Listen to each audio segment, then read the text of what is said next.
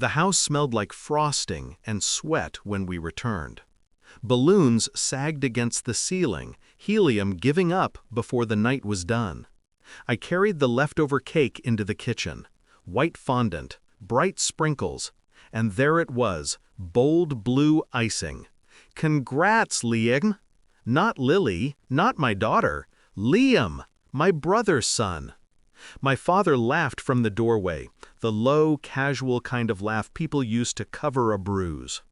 Relax, he said. We just combined the parties to save money. My daughter, 6 years old, stopped spinning in her Carnival tiara. She touched the plastic crown as if it burned. Then she took it off and set it gently on the counter. No words. Only that small, deliberate movement.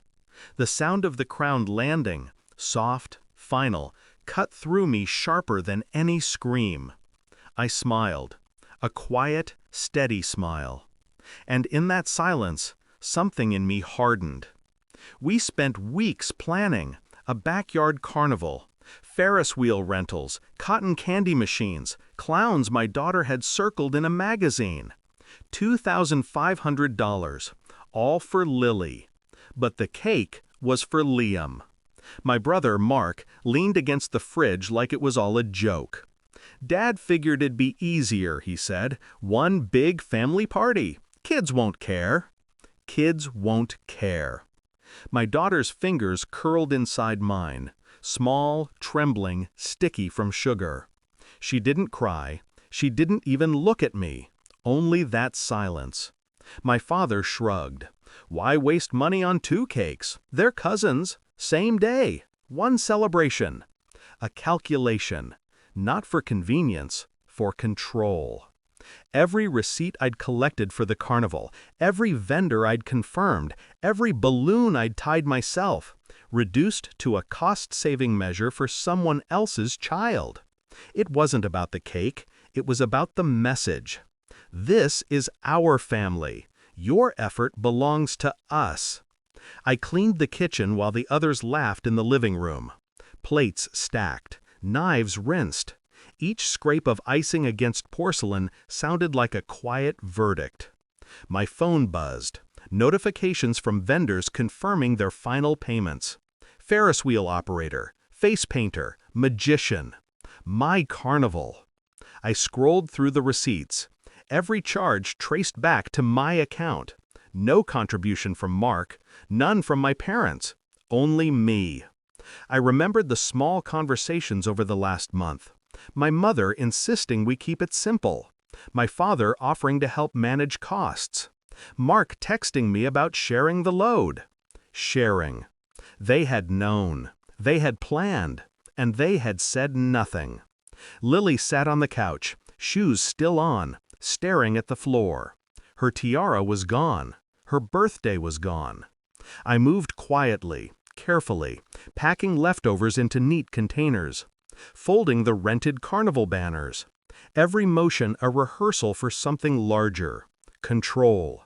Order. A strategy forming in the silence. When the guests left, the house felt hollow. Mark clapped me on the back. See? Worked out great. 2 kids, 1 party. Efficient.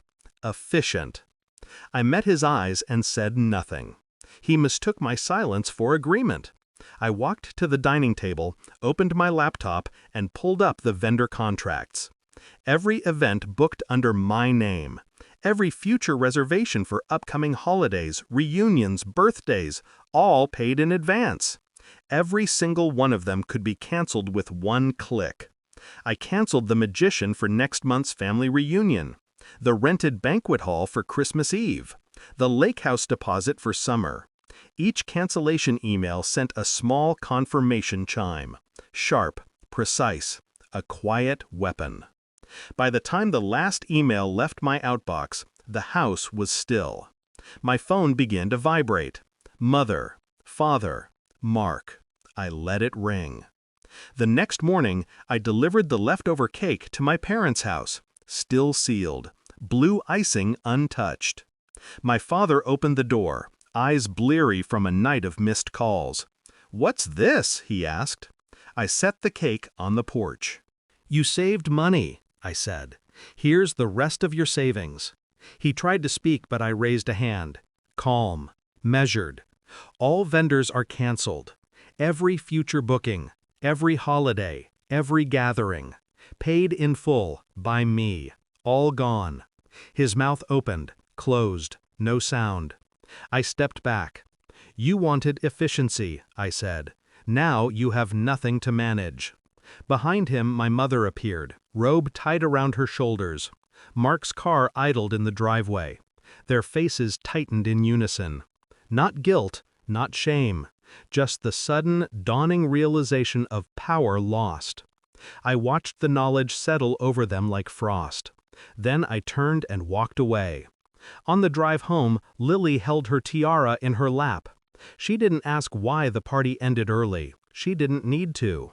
The carnival was never for them. It was for her, and for me. To show her what care should look like. To teach her what betrayal feels like. To teach her what silence can do. I glanced at her in the rearview mirror. Her eyes met mine. Steady, unblinking. I smiled. The phone kept vibrating in the console. I didn't answer. They could call all night. They could beg. They could count the money they'd never see again. I had already given them my final gift, a single, perfect silence.